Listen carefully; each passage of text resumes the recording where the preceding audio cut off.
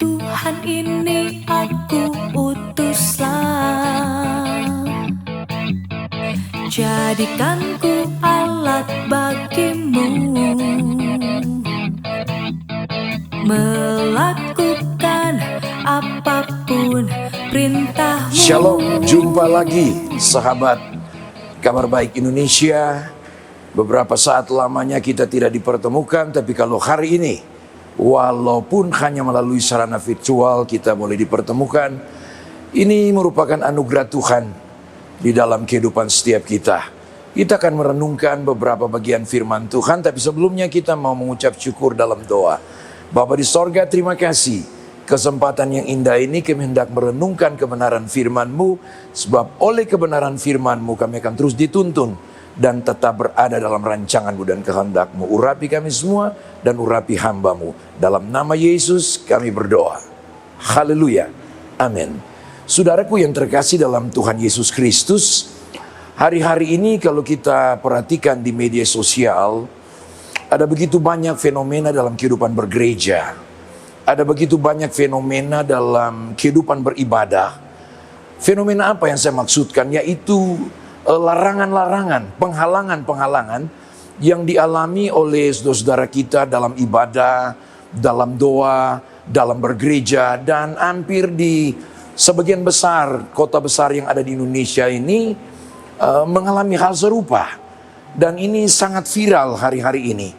Saudaraku yang kekasih, memang Alkitab telah menulis bahwa kekristenan akan mengalami hal-hal seperti itu. Jadi jangan pernah kaget, sehingga hal-hal yang terjadi di sekitar kehidupan beribadah, di sekitar kehidupan bergereja kita, ini patut kita renungkan. Untuk kita mengevaluasi kehidupan kekristenan kita, agar ke depan kita makin lebih sungguh lagi dengan Tuhan. Ada bagian ayat firman Tuhan yang akan saya bacakan untuk kita semua dari Injil Yohanes pasal 16, demikian firman Tuhan. Pada ayat yang pertama sampai dengan ayat yang keempat-a. Semuanya ini kukatakan kepadamu, supaya kamu jangan kecewa dan menolak aku. Kamu akan dikucilkan, bahkan akan datang saatnya bahwa setiap orang yang membunuh kamu akan menyangka bahwa ia berbuat bakti bagi Allah. Mereka akan berbuat demikian karena mereka tidak mengenal baik Bapa maupun aku. Saudaraku yang kekasih, proses kehidupan bergereja tidak sekedar kita melayani berkhotbah atau datang beribadah.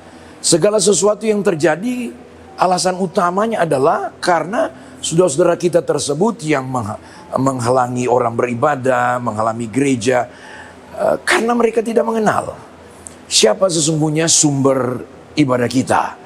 Sehingga tugas kita adalah tidak sekedar kita dikenal oleh Tuhan kita tahu siapa Tuhan kita, tapi ini saatnya di tengah-tengah bangsa kita Indonesia, dari Maroke sampai Sabang, dari Rote sampai Miangas, dalam setiap tugas panggilan kita, baik sebagai pelayan Tuhan, sebagai jemaat Tuhan, ini waktunya, ini saatnya untuk kita memperkenalkan siapa Kristus kepada banyak orang di sekitar kehidupan kita.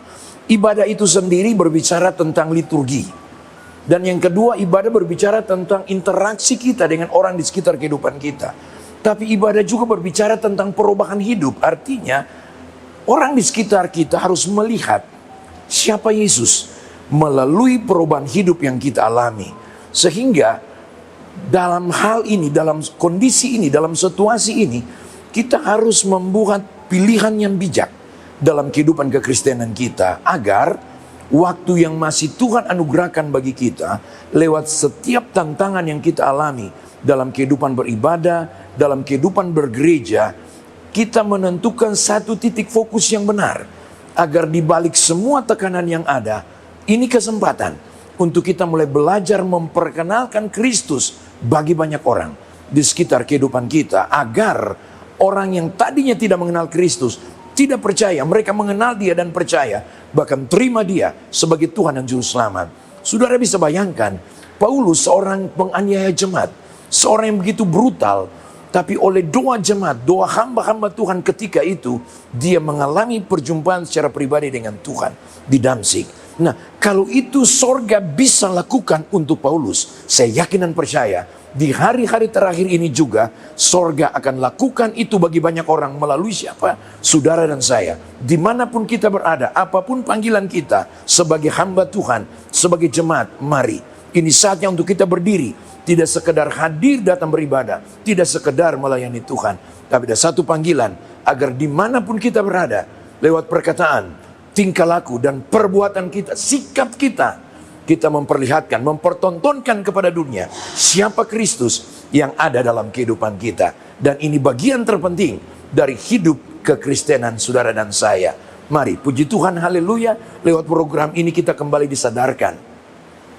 Tekanan, larangan-larangan ibadah, larangan-larangan bergereja yang sedang terjadi, memberikan juga satu sinyal kepada kita untuk mari kita menghargai waktu yang sedang Tuhan anugerahkan bagi kita. Ibadah-ibadah sungguh-sungguh, melayani sungguh-sungguh, agar apa yang kita perbuat di dalamnya Tuhan Yesus dimuliakan. Puji Tuhan, haleluya.